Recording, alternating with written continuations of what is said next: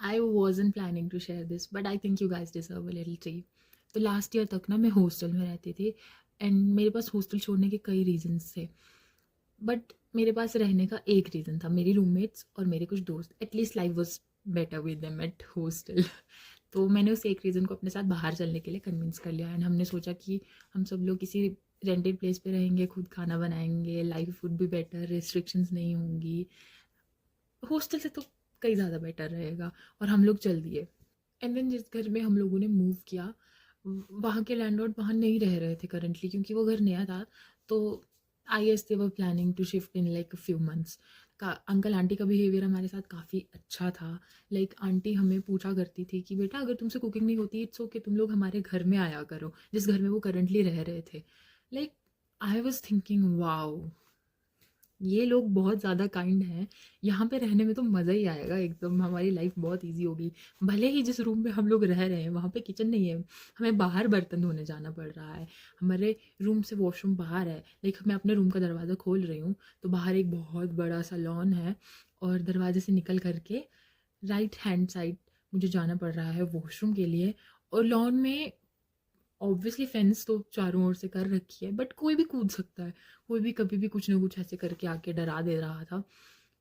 शुरू में नहीं, जब हमें रहते हुए वहाँ पे काफ़ी देर हुई तब। बट स्टिल आई थॉट कि ये लाइफ बहुत बेटर हो रही है, मुझे खाना बनाना आता है, हम लोग खा रहे हैं, अच्छा अच्छे से रह रहे हैं। एंड ये रूम हमारे कैंपस से 10 मिनट के वॉकिंग डिस्टेंस पे था ऑलमोस्ट। तो आई थॉट कि इतना तो हम लोग मैनेज कर ही सकते हैं until मंथ ऑफ अक्टूबर। क्योंकि यहाँ पे अक्टूबर में ही सर्दी बहुत ज़्यादा शुरू हो जाती है। एंड मैंने ये सोचा ही नहीं कि जब भारी स्नोफॉल होगा तो हम लोग वॉशरूम कैसे जाएंगे, हम लोग बर्तन कैसे धोएंगे। क्योंकि जहाँ पे हम लोग बर्तन धोते थे वहाँ गर्म पानी तो आता नहीं था, वो एक डायरेक्ट टैप वाटर था जो ऑब्वियसली बहुत ठंडा टेम्परेचर का रहता था, क्योंकि पहाड़ों से डायरेक्ट पानी आ रहा है तो गर्म तो एक्सपेक्ट कर ही नहीं सकते हैं जब तक कि बहुत तेज़ धूप वाले दिन नहीं है। देन धीरे धीरे मुझे भी रियलाइज़ होने लगा कि ये कुछ कन्वीनियंट नहीं है। हमें कैंपस के पास रहना चाहिए और किसी ऐसे घर में रहना चाहिए जहाँ पर हम लोग एटलीस्ट अपने कन्वीनियंस के हिसाब से कर सके। और इस घर का रेंट जो था ना वो काफ़ी कम था। एंड आई बेट यू कि जिस घर का रेंट कम बता रहा है ना कोई, तो इट मीन्स कुछ तो झोल है। कभी मत जाओ भाई, कभी मत जाओ। एंड इस घर का रेंट बहुत कम था। हम लोग इलेक्ट्रिसिटी बिल भी अलग से दिया करते थे बट बहुत कम आता था। लाइक ऐसा अमाउंट की जो आप एक्सपेक्ट भी नहीं कर सकते हो। हम लोग 200-300 ऐसा करके इलेक्ट्रिसिटी बिल एक महीने का पे करते थे रेंट के साथ। अक्टूबर आया, सर्दियाँ शुरू हो गई तो ऑब्वियसली बर्तन धोने में बहुत प्रॉब्लम होती थी।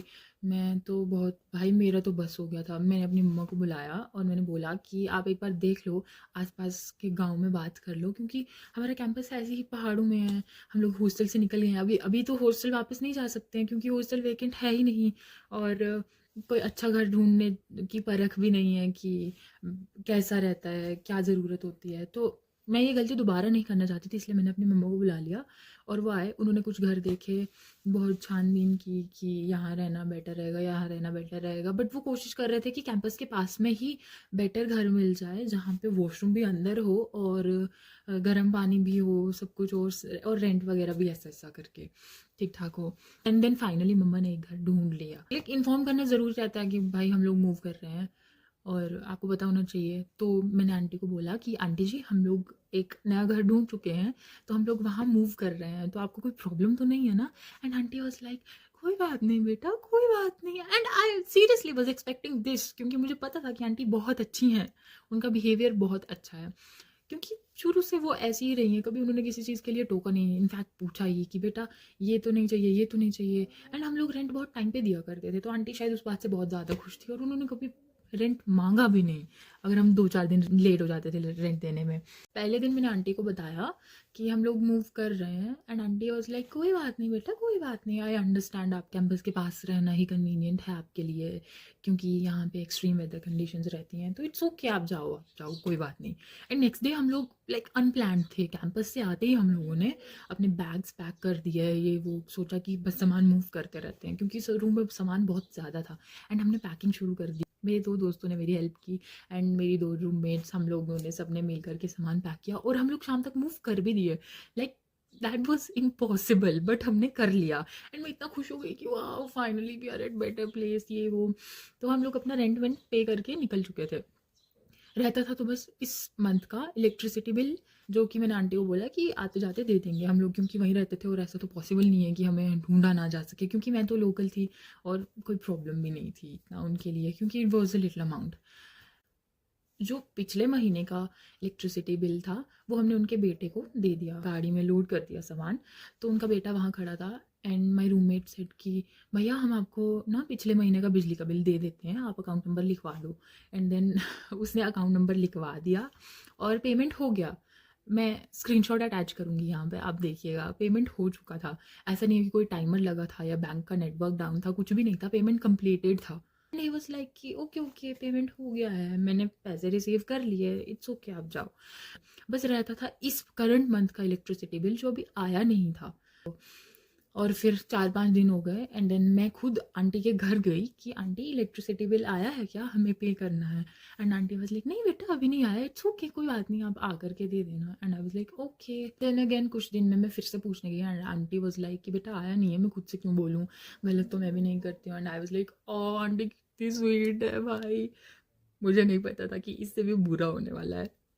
बताती हूँ। देन एक दिन मुझे आंटी के नंबर से व्हाट्सएप कॉल आता है कि बेटा इस मंथ का इलेक्ट्रिसिटी बिल आपको 500 देना है, और जो पिछले मंथ का बिल जो आप पे कर करके गए थे ना वो पेमेंट रिसीव नहीं हुई है, तो प्लीज़ आप ना वो भी दे देना। तो आपका मिला के 800 रुपये होता है। लाइक 800 ऐसा अमाउंट नहीं है कि मैं अफोर्ड नहीं कर सकती, बट मुझे बात बहुत अजीब लगने लगी कि पेमेंट रिसीव नहीं की है। And I told my roommate कि भाई एक बार देख ले अपना ट्रांजैक्शन हिस्ट्री की, क्या पता पेमेंट रिसीव नहीं हुई है या रिफंड हो गया होगा, तो एक बार देख ले। तो उसने बोला नहीं भाई पेमेंट कंप्लीटेड है, कोई टाइमर नहीं लगा था, कोई बैंक नेटवर्क डाउन नहीं था मेरा, मैं अभी स्टेटमेंट नहीं निकाल सकती क्योंकि जेके बैंक प्रॉब्लम देता है स्टेटमेंट्स देने में, क्योंकि एम पे काम नहीं करता है और ऐसा वैसा होता है। तो मैं अपने बैंक तो जा नहीं सकती क्योंकि वो जम्मू में रहती है और वो भद्रवाह से जम्मू तो जा नहीं सकती। आई थॉट कि ठीक है मैं आंटी से जा करके बात कर लूँगी एंड मैं उनको बोलूँगी कि आप अपने बैंक का स्टेटमेंट दे दीजिए, क्योंकि मेरी रूममेट जम्मू नहीं जा सकती है। It's like almost 200 kilometres away. And उन दिनों हमारे मिड सेम चल रहे थे, तो आई डिसाइडेड कि 3-4 दिन बाद आते हैं। तो आंटी का बेटा मुझे टेक्स्ट कर रहा है कि वो 800 रुपये पेमेंट कर दीजिए, हमें जम्मू जाना है। And I was like what, you'd be kidding me aunty, आप बहुत रिच हो, आपको हमारे 800 रुपये लेके जम्मू जाना है मेडिसिन के लिए। टेक्स्टेड हिम बैक कि मैं कुछ दिन में आ रही हूँ, मेरे एग्जाम्स चल रहे हैं, मैं कैश दूंगी। तो वो बोला ठीक है।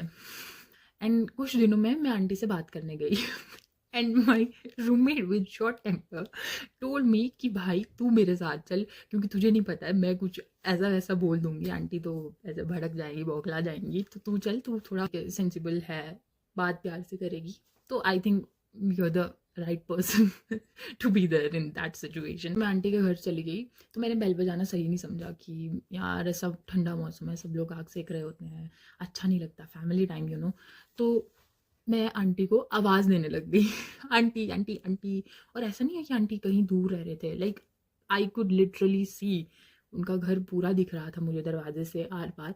और मैं इतनी आवाज़ दे रही हूँ, इतनी आवाज़ दे रही हूँ, वहाँ पे ग्लास भी नहीं था, लाइक एक जाली वाला डोर होता है, लाइक पहाड़ों में मोस्टली ऐसे ही घर रहते हैं कि देर इज़ दिस जाली वाला पल्ला जो एक ही रहता है और उसके अंदर 2 पल्ले वाला दरवाज़ा रहता है। तो मैं आंटी को वहाँ से आवाज़ दे रही हूँ कि आंटी आंटी आंटी, पर आंटी नहीं सुन रही हैं एंड मैं काफ़ी लाउड बोल रही थी। एंड आंटी अपने कन्वीनियंस से आराम से ऐसे 2-4 मिनट बाद उठ के आ रही हैं, तो मुझे बहुत अजीब लगा। एंड देन मैंने बात करना शुरू किया कि आंटी नमस्ते, आप कैसे हैं। आई आस्क्ड आंटी ये इलेक्ट्रिसिटी बिल कितना पे करना है। एंड आंटी इज़ लाइक बेटा 800 रुपये पे करना है। And I was like aunty जो पेमेंट हमने पिछले महीने की कर दी हुई है वो 300 रुपये तो पे हो चुके थे, आपके बेटे ने बोला था कि पेमेंट रिसीव हो गई है। हाँ ठीक है, हम लोग निकल गए देन, और रिफंड तो हुआ ही नहीं है क्योंकि ऐसा कोई सिचुएशन अराइज हुआ ही नहीं कि कॉम्प्लिकेशन दिखे पेमेंट में। मैंने आंटी को ये भी बोला कि मेरी रूममेट जो है वो अपने बैंक का स्टेटमेंट नहीं ला सकती है क्योंकि अभी वो यहाँ पे है, लाइक उसका घर 200 किलोमीटर दूर है, वो क्या वहाँ से बैंक का स्टेटमेंट लेकर के आएगी, तो आप अपना स्टेटमेंट दे दीजिए, क्योंकि उनका आईएफएससी कोड दिखा रहा था कि उनका बैंक कहाँ का है। इवन मेरा भी बैंक अकाउंट उसी बैंक में था। तो मैंने आंटी को बोला कि आप ऐसा कर दीजिए, क्लियर हो जाएगा। एंड उस पॉइंट पे आंटी मेरे साथ बहुत गंदी बहस करने लग गई कि ये हमारा प्रॉब्लम नहीं है, आपका प्रॉब्लम है, आप स्टेटमेंट दिखाओ। मैंने बोला हमारा प्रॉब्लम कैसे हुआ, ये तो आपका प्रॉब्लम है। आप कह रही हैं कि आपको पेमेंट रिसीव नहीं हुआ है। अब मेरी दोस्त तो अपना बैंक अकाउंट का स्टेटमेंट नहीं दे सकती है करंटली, तो आप दे दीजिए, क्लियर हो जाएगा।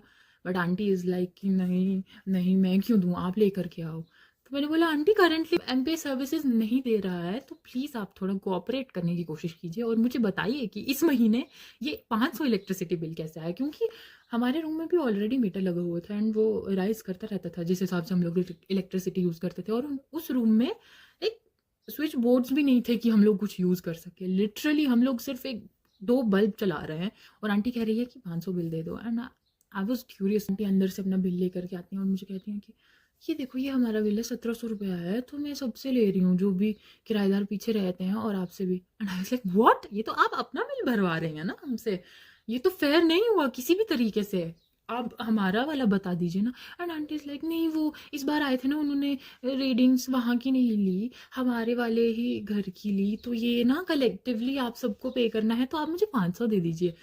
एंड आई वाज लाइक कि पहले तो तू आंटी जी आप ये चीज़ गलत कर रही हैं कि जो पेमेंट कर दी हुई है आप कह रही हैं कि रिसीव नहीं की है, और आप अपना बैंक का स्टेटमेंट दिखाने से भी मना कर रही हैं, ये तो आपको गिल्टी प्रूफ कर ही रहा है। एंड देन आप बोल रही हैं अपना बिल दिखाते हुए कि आप हमारा बिल भरो, लाइक कॉन्ट्री दे दो 500 रुपये का। क्यों भाई, क्यों, दैट्स नॉट फेयर।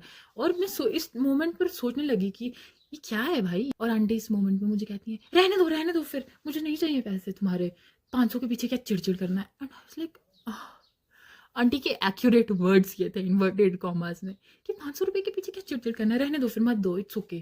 क्या मैं आपके 500 लेकर के घर बनाऊंगी आंटी। एंड इसके जवाब में मैंने आंटी को बोल दिया कि आंटी गलत हम भी नहीं कर रहे हैं, गलत हम भी नहीं करते हैं, तो मैं ऐसा नहीं करूंगी कि आपको 500 रुपये नहीं दूंगी, इट्स ओके। एंड मुझे इतना गुस्सा आया उस मोमेंट पे कि मैं समझ नहीं पा रही थी, मेरा दिमाग प्रोसेस नहीं कर पा रहा था, क्योंकि मुझे गुस्सा नहीं आ रहा था। मेरा हार्ट ब्रेक हुआ था कि आंटी इतनी अच्छी थी, वो इतनी बुरी कैसे निकली। एंड देन हम लोग भाग के गए शॉप पे, वहाँ से कैश लिया भैया से और इस आंटी को दे दिया कि ये लीजिए आपके 500, ठीक है हमने आपके बिल में कॉन्ट्री कर दिया। शायद हम 2-3 दिन शायद एक्स्ट्रा रहे थे यहाँ पर, आई मीन शायद मंथ का शायद नेक्स्ट मंथ का पहला दूसरा दिन शुरू हो गया था जब हम लोग मूव किए थे, तो आप उसका रेंट ले रही हैं ऐसा बता दीजिए। तो मैंने वो 500 दे दिया जो कि मुझे नहीं देना चाहिए था, अभी बहुत बुरा लगता है ये सोच के। एंड वो 300 के बारे में मैंने उनसे कभी बात नहीं की। एंड आंटी की हिम्मत भी नहीं हुई मुझसे पूछने की। लाइक जो औरत बहुत स्वीट थी, बहुत अच्छी थी, पूछने वाली थी, उसका जेस्चर बहुत अच्छा था, वो सडनली इतनी टॉक्सिक हो गई। एंड आंटी उस मोमेंट पे मुझे ये भी कहने लगी कि पहले सोचना था ना यहाँ पे रहने का, एक तो ऐसा थोड़ी होता है, तुम्हारे रहने का टेन्योर फिक्स होता है, तुम्हें मार्च में मूव करना चाहिए था। लाइक आई एम लाइक पहले दिन आपको कोई प्रॉब्लम नहीं थी जब मैंने आपको पूछा कि हम लोग मूव कर रहे हैं, और अभी आप कह रही हैं कि आपको मार्च में मूव करना था। ऐसे कोई जाने नहीं देता है अपने घर से किसी किराएदार को।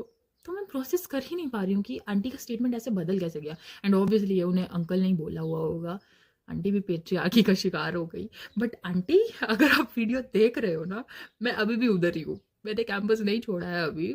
अभी मेरा डिग्री कंप्लीट होने में 1 और साल रहता है। एंड आई होप कि ये वीडियो आप तक पहुँचे।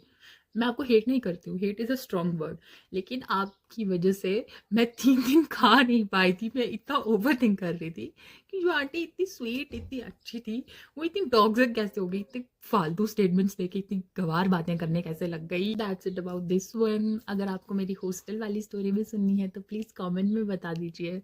बाय।